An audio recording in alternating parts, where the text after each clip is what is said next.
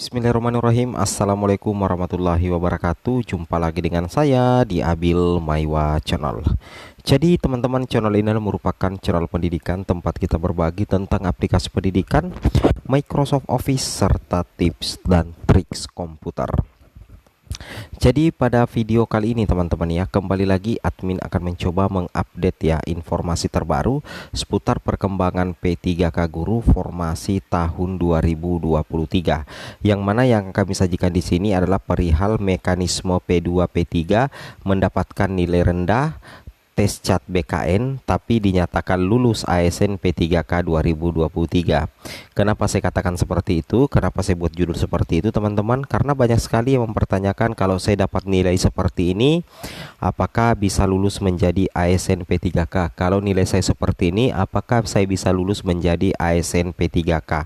Nah, ini perlu kita jawab ya secara mendetail teman-teman ya, agar nantinya ya seperti itulah ya, tidak ada dusta di antara kita perihal nasib P2 P3. Ingat teman-teman ya, nasib P2 dan P3 itu ditentukan oleh dua hal. Yang pertama itu adalah ketersediaan formasi, dan yang kedua adalah setelah penempatan P1, berapa sisa formasi untuk P2 dan P3 setelah penempatan P1. Dan yang kedua tadi itu, yang pertama tadi itu adalah berapa jumlah formasi P3K Guru di instansi teman-teman. Itu yang menjadi penentu apakah teman-teman dinyatakan lulus atau tidak. Kalau persoalan nilai rendah atau nilai tinggi, itu urutan kedua aja teman-teman ya, karena akan terjadi perengkingan nilai ya. Jadi yang utama itu adalah apakah terdapat keseimbangan formasi antara antara P2 P3 dengan jumlah formasi.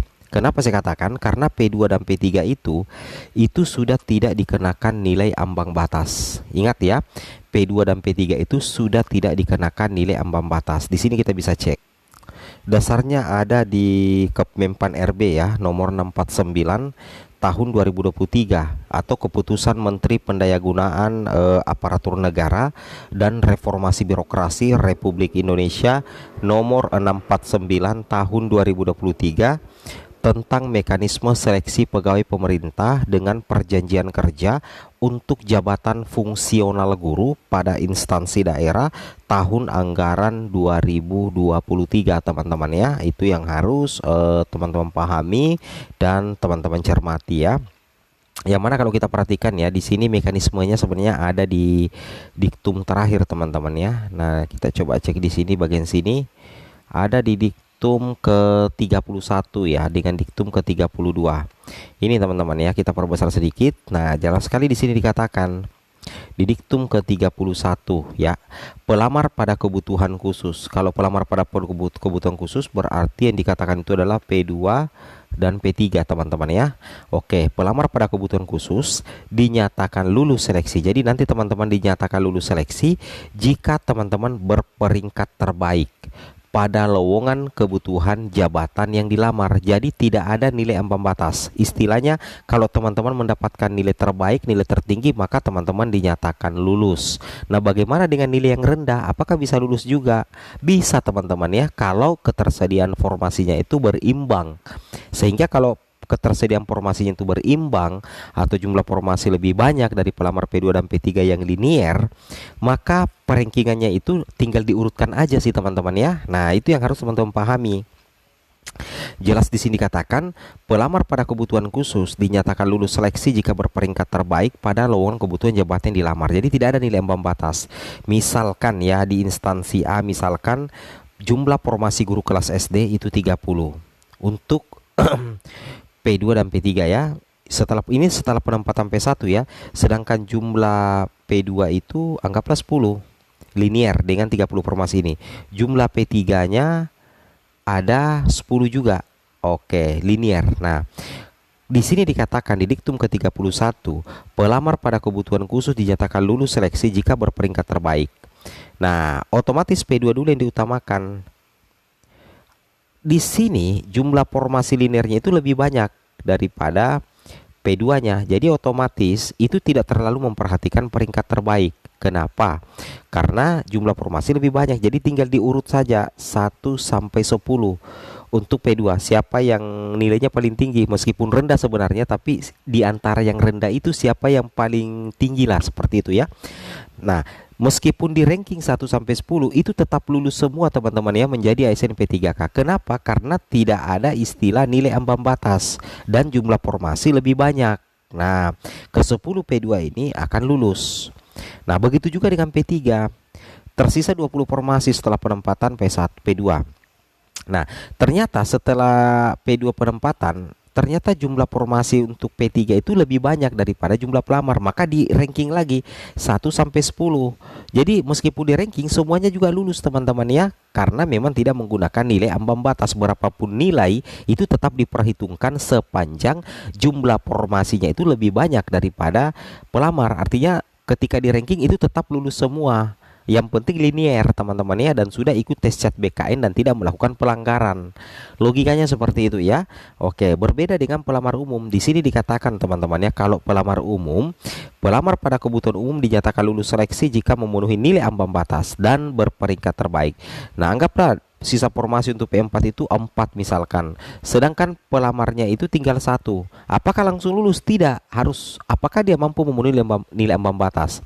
Anggaplah dia tidak mampu ya, satu pelamar ini tidak mampu memenuhi nilai ambang batas, maka dia tidak lulus. Sekalipun tinggal dia sendiri pelamar P4 dan sisa formasi P4 itu 4, tetap tidak lulus karena tidak memenuhi aturan yang ada, yaitu tidak menembus passing grade atau tidak memenuhi nilai ambang batas. Berbeda kalau pelamar kebutuhan khusus, tidak menghitung nilai ambang batas teman-teman ya, seperti itu kira-kira. Nah, seperti ini. Jadi jumlah sisa formasi untuk P3 berimbang atau lebih banyak dari pelamar P3, P3K Guru 2023, maka ini potensi diangkat semuanya sekalipun nilai rendah teman-teman ya, khusus P3, P2 dan P3. Kemudian mendapat nilai yang tinggi atau rendah dengan keseimbangan jumlah formasi linear. Jadi misalkan ya, jumlah P2 P3 itu anggaplah masing-masing 5, jadi jumlahnya totalnya 10. Formasi linear untuk P2 P3 ada 10 juga, maka ini bisa diangkat semua sekalipun nilainya rendah. Yang penting linear dan sudah ikut tes CAT BKN. Kenapa dasar kita mengatakan seperti itu? Karena P2 dan P3 tidak ada aturan NAB, tidak ada aturan wajib memenuhi nilai ambang batas, tidak ada itu. Nah, itu salah satu nilai plus teman-teman untuk pelamar kebutuhan khusus P2 dan P3 yang terdata di Dapodik ya teman-teman ya. Logikanya seperti itu, terutama guru negeri ya. Nah, jumlah P1 P2 sedikit sehingga sisa formasi banyak untuk P3 bahkan P4 ya. It's okay lah ya. Oke, jadi kalau misalkan ada yang bertanya seperti ini ya. Oke, seperti ini, yang bertanya seperti ini, formasi 120, P1 4, P2 tidak ada, P3 85 orang, pelamar ada 121, nilai 555. Apakah saya bisa dikategorikan lulus? Bisa teman-teman ya, ini kan nilainya tinggi, bisa asalkan ada formasinya. Oke, dan teman-teman menang perankingan ya. Tapi kalau misalkan jumlah formasi lebih banyak, maka tetap di ranking dan diurut, tapi semuanya lulus. Logikanya kan seperti itu teman-teman ya. Oke. Nah, di sini ya, di ini ada info bagus ya kami dapatkan buat teman-teman pejuang NIP 2023. Saya cuma mau berbagi info dan pengalaman ya. Dalam setiap formasi ada P1, P2, P3 dan P4. Mekanisme pengangkatan tahun kemarin dan tahun sekarang tidak jauh-jauh beda untuk semua jenis formasi. P1, P2, P3 sudah dikategorikan aman jika sudah lolos pendaftaran bagi P1 dan selesai ujian bagi P2 dan P3, optimis aman. Dan untuk teman-teman masuk P4 harus lulus PG. Jadi kalau P2 P3 tidak harus lulus PG, tapi kalau P4 harus lulus PG walaupun sisa kuota masih banyak. Contoh misalkan formasi A dibutuhkan 15 kuota ya, jadi formasi A dibutuhkan 15 kuota, P1-nya 4 diangkat semua. Pelamar P2 P3 ada 2, pelamar P3 ada 4. Ini diangkat semua juga karena tidak menggunakan nilai passing grade. Namun kalau pelamar umum akan tetapi untuk P4 tidak lulus PG, maka P1, P2 dan P3 itu sudah aman dan akan mendapatkan penempatan.